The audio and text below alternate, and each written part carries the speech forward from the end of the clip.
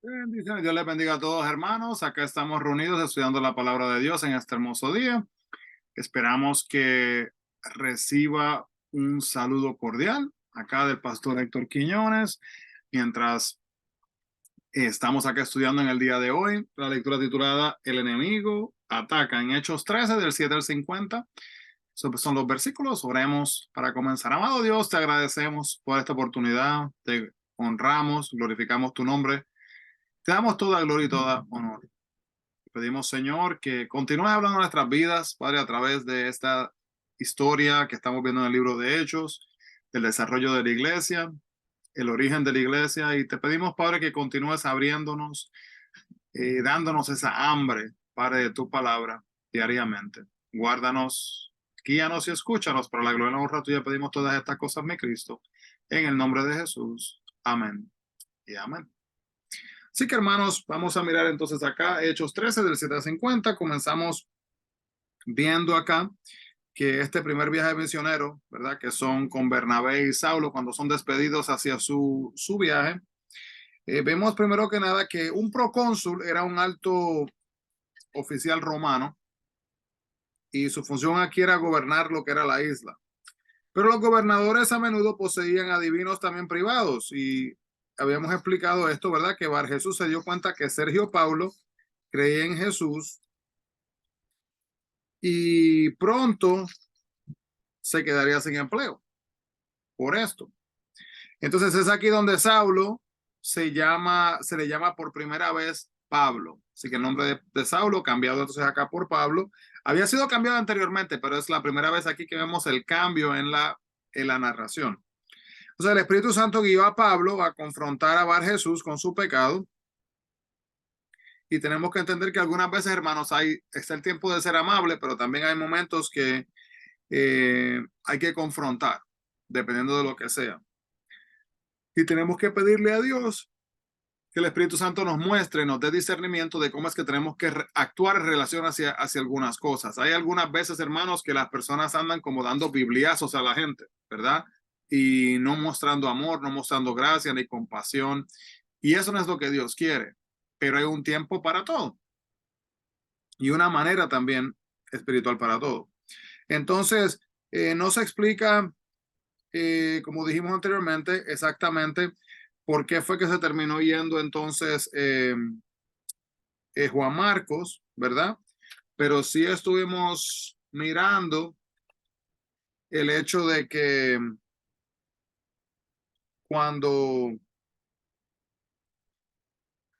después que se va, ¿verdad? Continuó y fue usado por Dios de igual manera, pero sí podemos ver que en este lugar de Antioquía de Pisidia, no la Antioquía de Siria, porque ya ahí ya estaba floreciendo lo que era la iglesia. Antioquía de Pisidia era el centro de buenos caminos y comercio y tenía una gran población judía en esos lugares. Así que acuérdense, gran población judía.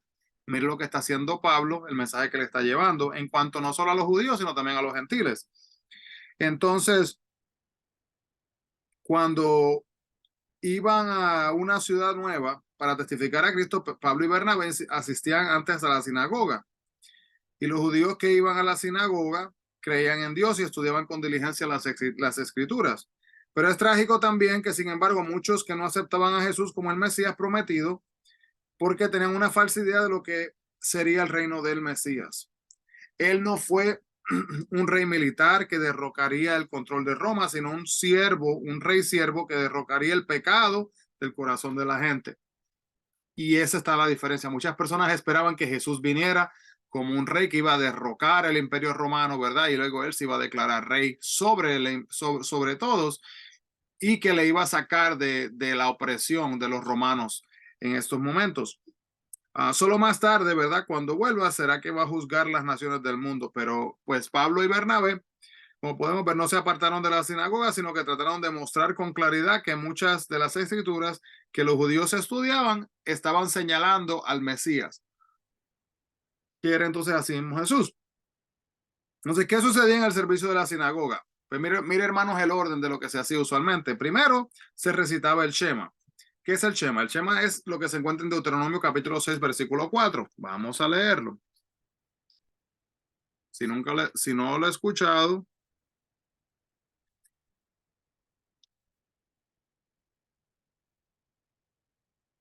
Deuteronomios capítulo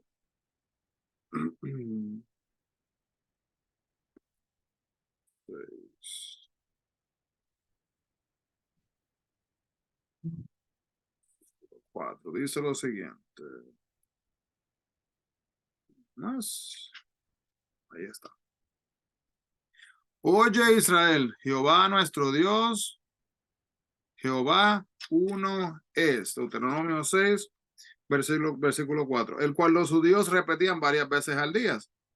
También se elevaban ciertas oraciones. Luego se leían los libros de Génesis, Éxodo, Levítico, Números, Deuteronomios. Se leía el Pentateuco. ¿Okay? Una lectura de los profetas intentaba ilustrar la ley y un sermón, y los principales de las sinagogas decidían quién debía de dirigir el servicio y dar el sermón. Entonces, cada semana se elegía una persona diferente para que dirigiera, muy similar a lo que vemos en las iglesias en el día de hoy, ya que era una costumbre que el principal de la sinagoga invitara a rabinos visitantes para que hablaran. Pablo y Bernabé casi siempre tenían la puerta abierta cuando iban por primera vez a una sinagoga, pero en cuanto hablaban de Jesús como el Mesías, la puerta se cerraba. Así que le daban la invitación para que compartieran en base a la posición que tenían, pero cuando empezaban a hablar y hablaban de Jesús, ya no le querían invitar de nuevo. Por lo general, los líderes religiosos no los invitaban de nuevo y algunas veces los echaban hasta del pueblo. El mensaje de Pablo a los judíos en Antioquía empieza con un énfasis entre lo que es la alianza entre Dios y la alianza también en cuanto a lo que es Israel.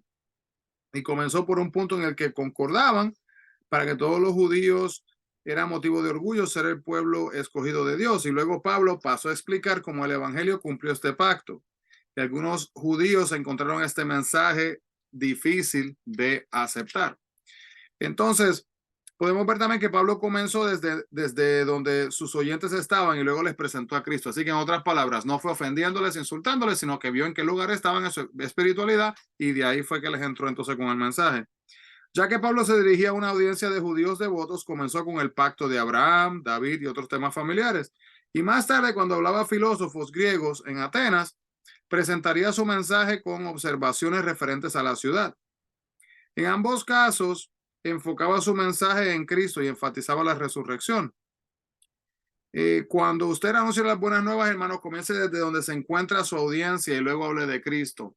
No comience, ¿verdad? Criticando, dando bibliazos, como decimos a veces, a la gente, sin hacerlo de una manera con gracia, ¿verdad? Porque eso no muestra gracia, no muestra compasión y misericordia hacia nadie. Entonces, estas son las buenas nuevas del Evangelio, ¿verdad? Que es el perdón de los pecados y la libertad de culpa, que están al alcance de todas las personas mediante la fe en Cristo, incluyéndolo a usted. ¿Ha recibido este perdón usted alguna vez? ¿Se siente renovado por esto día tras día, ese perdón, ¿verdad? Que tenemos en nuestra vida. Los líderes judíos presentaron argumentos teológicos en contra de Pablo y también de Bernabé, pero la Biblia nos dice que la verdadera razón para su denuncia fue que se llenaron de celos. Celos de que cuando vemos que otros triunfan donde no tenemos logros o no recibimos lo que anhelamos, es difícil regocijarnos con ellos.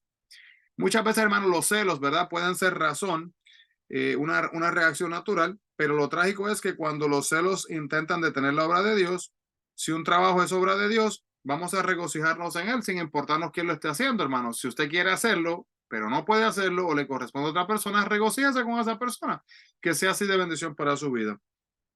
De igual manera, podríamos ver acá también por qué era necesario que el evangelio fuera antes a los judíos. Pues, primero que nada, hermanos, Dios planeó, ¿verdad? Que a través de toda la nación judía, de todo el mundo, le fuera a conocer a sí mismo hacia a él. Y esto lo vemos en Génesis capítulo 12, versículo 3.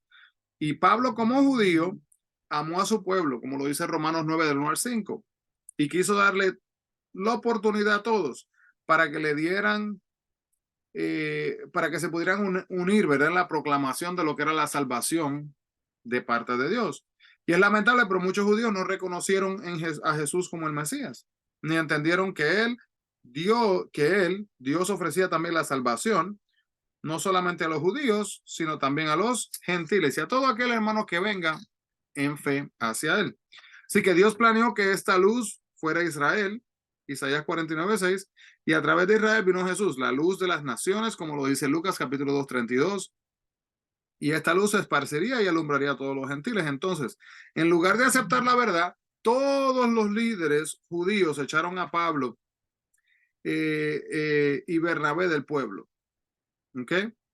Los líderes judíos como que no querían saber nada de él. Prácticamente todos a menos que tuvieran un cambio de corazón, ¿verdad? Pero ellos estaban como que cerrados a lo que era el mensaje cuando solamente ya tenían en su mente lo que consideraran saber y no tenían un corazón abierto para escuchar. Así que los líderes judíos verdaderamente le echaron y cuando se confrontan las personas con una verdad que trastorna, a menudo le dan la espalda y se niegan a escuchar. Pero, ¿qué sucede aquí? Que cuando el Espíritu de Dios señala cambios necesarios en nuestra vida, debemos de escucharlo. O de lo contrario, estamos arriesgando a alejar tanto de la verdad de nosotros que esa misma verdad nos va a dejar de afectar. Vamos a literalmente, no vamos a decir que va a entrar por un oído y salir por el otro, porque eso en realidad no es cierto, ¿verdad? Cuando una cosa acá entra, pues se puede quedar y la rechazamos o la aceptamos. Pero como que se resbala, como que literalmente las personas ponen como una pared y literalmente no están permitiendo poder escuchar ni recibir la palabra de Dios. Entonces, a través de esto, podemos ver, hermanos, que es sumamente importante que tengamos una actitud como la de Pablo y la de Bernabé para entender al hermano o a la hermana y de buscarle la vuelta para poder alcanzarle para Cristo. Así que vamos a mirar rapidito aquí un poquito de la biografía de Bernabé. Pues algunos puntos fuertes y logros de Bernabé es que fue uno de los primeros en vender sus posesiones para ayudar a los cristianos en Jerusalén. Él también fue el primero en viajar con Pablo como miembro del equipo misionero. Era un alentador, como muestra de su apodo, y uno de los que más influyó en los primeros días del cristianismo. Y también fue llamado apóstol, pese a que no fue uno de los 12 originales.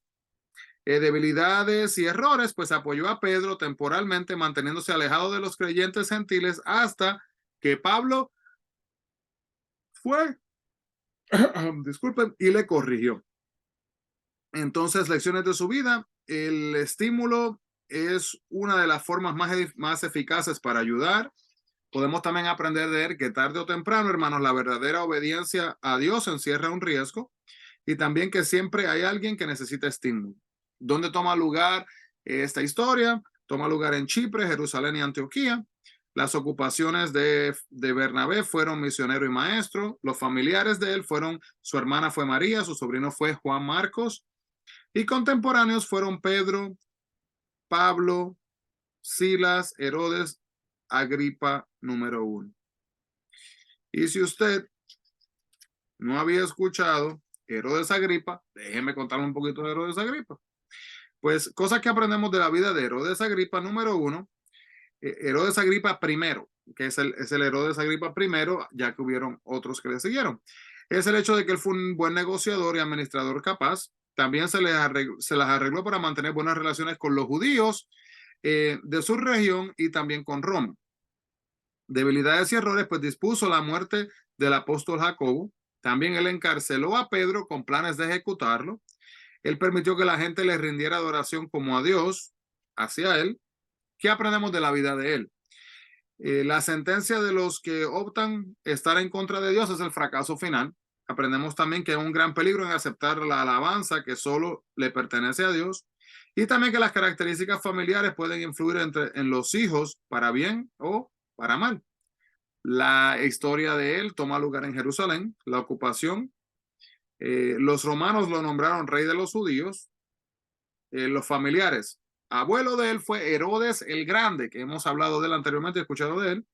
El padre fue Aristóbulo, tío fue Herodes Antipas, la hermana fue Herodías, su esposa fue Cipros, hijo Herodes Agripa II, las hijas Berenice, Mariamne, Drusila.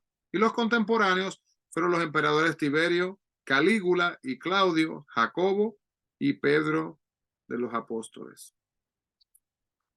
Bien, hermano, así que aprendemos de las personas que tomaron las decisiones correctas y las incorrectas, cómo nosotros podemos caminar dirigiéndonos en el camino que vamos a honrar a Dios. Amado Dios, te damos gracias, Señor, y agradecemos por esta lectura, por este estudio, Padre, de poder ver cómo del error trajiste a Saulo a ser Pablo hacia la luz. Te pedimos, Padre, que nos ayudes a nosotros a mantenernos enfocados en la luz y que no permitamos que lo que nos rodea, Señor, en la oscuridad nos lleve, Señor, a alejarnos de ti, sino para que podamos nosotros dar testimonio donde quiera que estemos. Para la gloria y la honra tuya pedimos estas cosas, mi Cristo, en el nombre de Jesús. Amén y amén.